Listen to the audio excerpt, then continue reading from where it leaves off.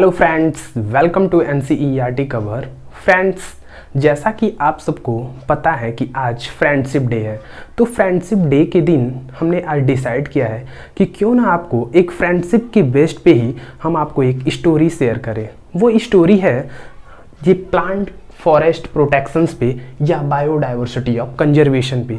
Biodiversity यानी कि जो हमें नेचर से मिला है, जैसा कि फॉरेस्ट हो गया, नदियाँ होगी, जंगल हो गए, एट्सेट्रा, इन सारी चीज़ों को हमारा ये फ़र्ज होता है, हमारा ये फ़र्ज है कि उन सब की हम रक्षा करें, उसको यूटिलाइज में ले, न कि उसे डिस्टर्ब करें। तो उसी के केस में हम लोग आज एक केस पढ़ेंगे, यानी कि एक स्टोरी को शेयर कर रहे हैं आपसे। आप इस स्टोरी को लास्ट तक देखिए, और जिससे कि इस स्टोरी को सुन के आपको डेडिकेशन और एक अंदर से डेडिकेशन टाइप की आपको इच्छा जागरूक होगी कि हाँ, मुझे भी अपनी जो प्लांट्स, जो भी रिसोर्सेस मिले हैं, नेचुरल रिसोर्सेज, उसकी हमें प्रोटेक्ट करनी चाहिए, रक्षा करनी चाहिए। ये स्टोरी है सन 1731 ईस्वी की, जब राजतंत्र चलता था। उस समय राजस्थान, जो कि हमारे उत्तर प्रदेश की जस्ट बगल में ही है, तो राजस्थान में सन 1731 में वहाँ की राजतंत्र जो चल रहा था, वहाँ के राजा थे वो जोधपुर के। उन्होंने अपनी लड़की का शादी तय किया था।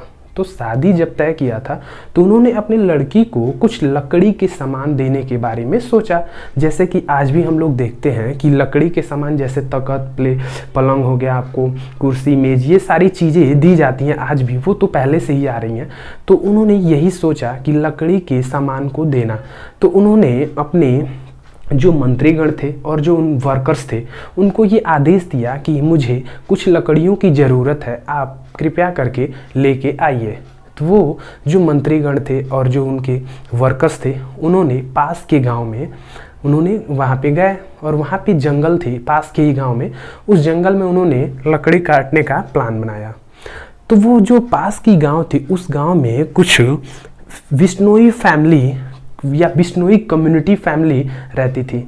तो इस प्रकार से जो वहाँ की जो कम्युनिटी थी, वो ज़्यादा बिश्नोई फैमिली, यानी कि बिश्नोई स्पीसीज ज़्यादा ही डोमिनेंट थी।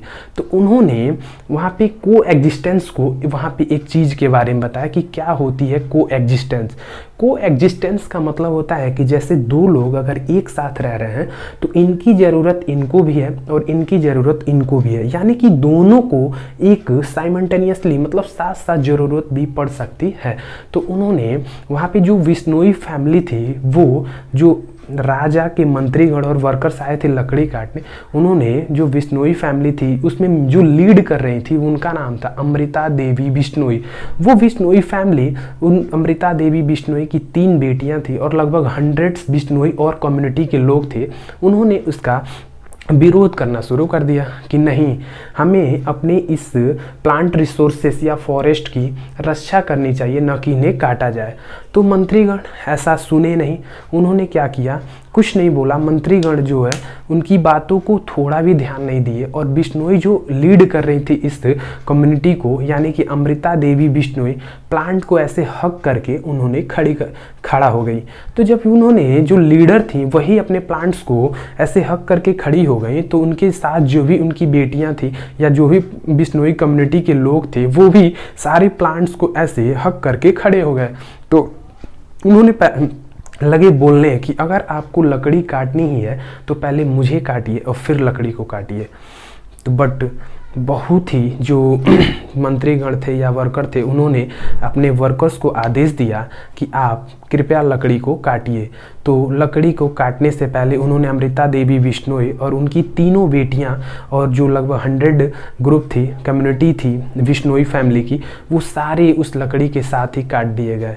तो इससे हमें ये सीख मिलती है, फ्रेंडशिप डे आज है, इससे हमें ये सीख मिलती है कि अगर आप किसी से फ्रेंडशिप कर रहे हैं या निभा रहे हैं, तो उसे अंततः उसे एक अच्छे एंड पे ख़त्म कीजिए, कि मतलब ये याद किया जाए कि हाँ, इनकी फ्रेंडशिप, जैसे हम लोग अमृता देवी बिश्नोई को आज याद कर रहे हैं। तो अगर इससे क्वेश्चन आना होगा नीट में, तो कैसे पूछेगा कि आखिर ये जो वाइल्ड लाइफ प्रोटेक्शंस या protection of forest, biodiversity conservation, जो ये स्टोरी है कौन सी सन में आया था? तो ये सन 1731 राजस्थान जोधपुर की कहानी है, उसमें आया था। तो आइए हम लोग उसे समझते हैं। सन 1731 ईस्वी में सन 1731 में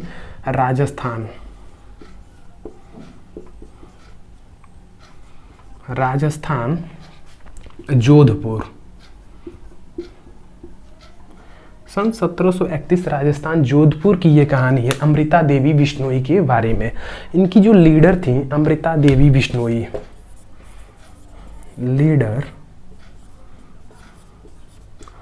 अमृता देवी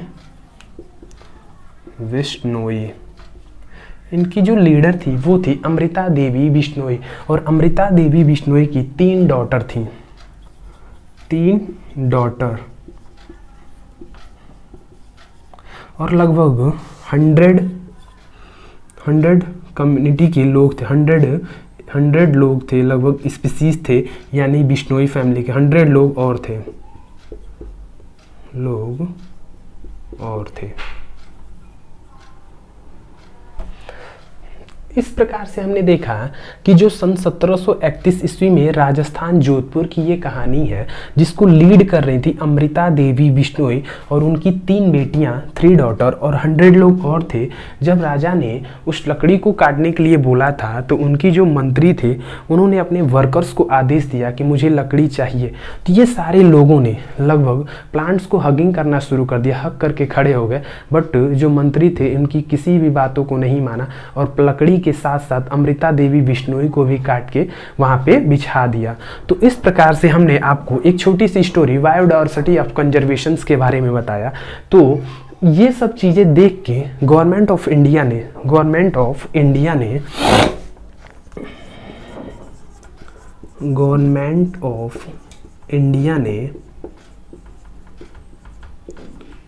ने एक इनिशिएटिव लिया। उन्होंने क्या किया, अमृता देवी बिश्नोई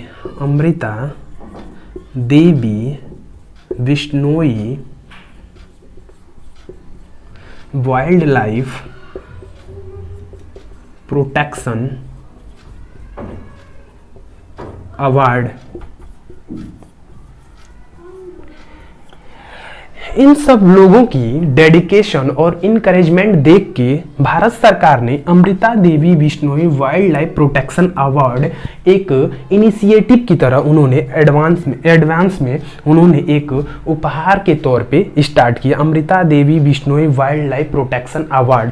ये जो अवार्ड है आप किसी एक इंडिविजुअल को भी दे सकते हैं, यानी कि अगर कोई एक ही सिंगल आदमी है, अगर वो प्रोटेक्ट कर रहा है किसी भी नेचुरल रिसोर्सेज को, अगर प्रोटेक्ट कर रहा है, बचा रहा है, तो आप उसको भी दे सकते हैं। या फिर अगर पूरी कम्युनिटी एक साथ मिलके उस नेचुरल रिसोर्सेज को अगर बचा रही है तो आप पूरी कम्युनिटी को भी दे सकते हैं।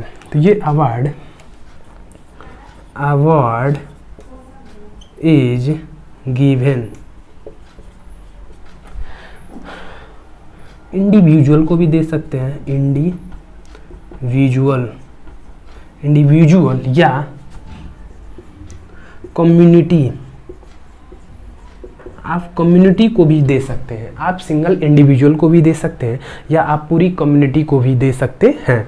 तो इस प्रकार से अमृता देवी बिश्नोई के डेडिकेशन और एनकरेजमेंट को देख के भारत सरकार ने एक Amrita Devi Bishnoi wildlife protection award initiative की तौर पे लिया, और उसे आप सिंगल इंडिविजुअल को भी दे सकते हैं और आप पूरी कम्युनिटी को भी दे सकते हैं for the protection of natural resources या फॉरेस्ट। इसी प्रकार से जैसे हमने आपको जोधपुर की ये कहानी बताई, ठीक इसी प्रकार से एक और कहानी है जो फ्रेंडशिप डे पे आपको बतानी बहुत ही ज़रूरी लग रही है मुझे। तो आपने नाम सुना होगा सुंदरलाल बहुगुणा का, जो कि अभी कुछ ही दिन पहले या कुछ ही मंथ्स पहले उनका रिसेंटली में ही डेथ हुआ था।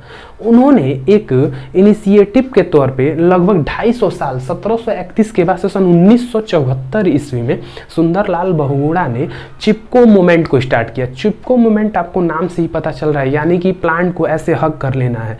तो सन 1974 में सुंदरलाल बहुगुणा ने चिपको मूवमेंट स्टार्ट किया। उसमें बहुत सारी ऐसी लेडीज थी या वुमेन्स थी, उन्होंने प्लांट्स को अपने एनकरेज एनकरेज को दिखाते हुए प्लांट्स को हगिंग करना। लाल बहुगुणा और जो वहाँ की महिलाएं थीं अपने एनकरेजमेंट को दिखाना शुरू की for the protection of tree and plants या नेचुरल रिसोर्सेज को। तो आइए उसे भी हम लोग समझ लेते हैं। सन 1974 ईस्वी में, सन 1974 ईस्वी में इसे इनिशिएट किया था, स्टार्ट बाय सुंदरलाल बहुगुणा, सुंदरलाल बहुगुणा। ये रहने वाले थे हिमालय के।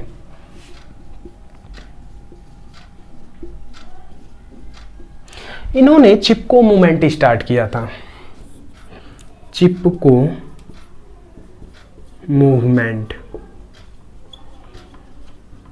क्वेश्चन यही पूछेगा आपसे कि चिपको मूवमेंट को स्टार्ट किसने किया। तो सुंदरलाल बहुगुणा जो कि हिमालय के रहने वाले थे, उन्होंने चिपको मूवमेंट को स्टार्ट किया। चिपको मूवमेंट को अगर एक शब्द में समझना हो तो आप द हगिंग समझ सकते हैं। द हगिंग यानी कि हक कर लेना, यानी कि ऐसे पकड़ लेना, उसे हम लोग बोलते हैं Chipko movement. Women of so the encouragement for the protection of tree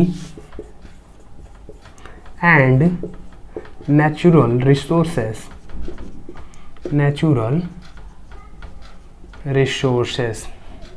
इन सब चीज़ों को देख के फिर से इंडियन गवर्नमेंट ने सन 1980 ईस्वी में ये सब सारी चीज़ें देखते हुए इंडियन गवर्नमेंट को ये एहसास हुआ कि हाँ, मुझे अपने जो भी नेचुरल रिसोर्सेस हैं या कोई भी फॉरेस्ट है उसे हमें कंजर्व करना चाहिए, यानी कि बचाना चाहिए। तो सन 1980 ईस्वी में भारत सरकार ने, Indian government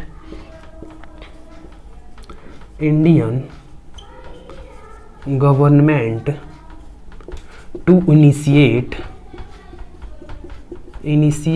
JFM Joint Forest Management। JFM का फुल फॉर्म है Joint Forest Movement।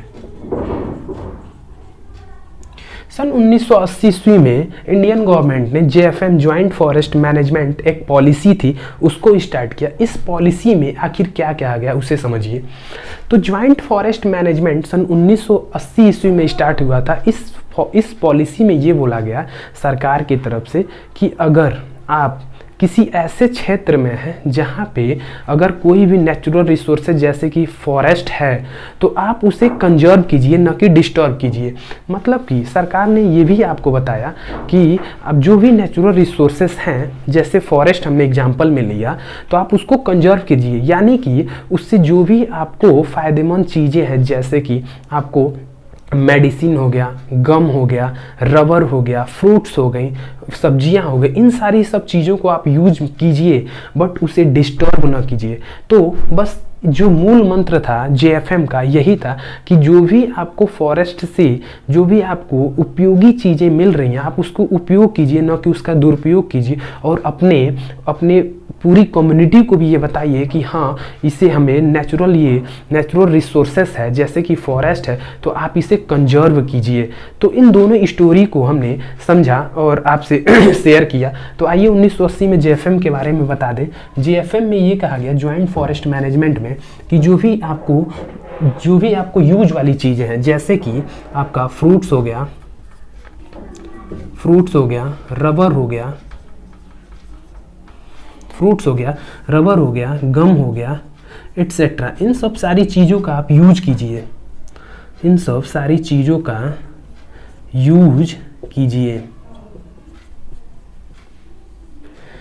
और अपने एक सस्टेनेबल मैनर में अपने फॉरेस्ट की प्रोटेक्ट कीजिए। एंड टू सस्टेनेबल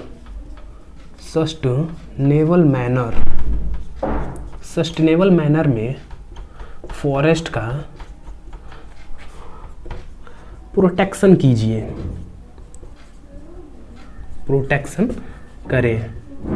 ये हमें जॉइंट फॉरेस्ट मैनेजमेंट में बताया गया है। तो इस प्रकार से हमने आज फ्रेंडशिप डे पे आपको 2 स्टोरी शेयर किया। पहला था why the productions of forest, और इसमें हमने आपको बताया जोधपुर की कहानी, और दूसरा हमने आपको बताया सुंदरलाल बहुगुणा जिन्होंने चिपको मूवमेंट को स्टार्ट किया था। इन दोनों स्टोरी को आपसे शेयर किया। आई होप कि आपको ये स्टोरी अच्छी लगी हो, तो प्लीज़ इसे ज़्यादा से ज़्यादा शेयर कीजिए, और अगर आप हमारे चैनल पर नए हैं तो हमारे चैनल को सब्सक्राइब कीजिए।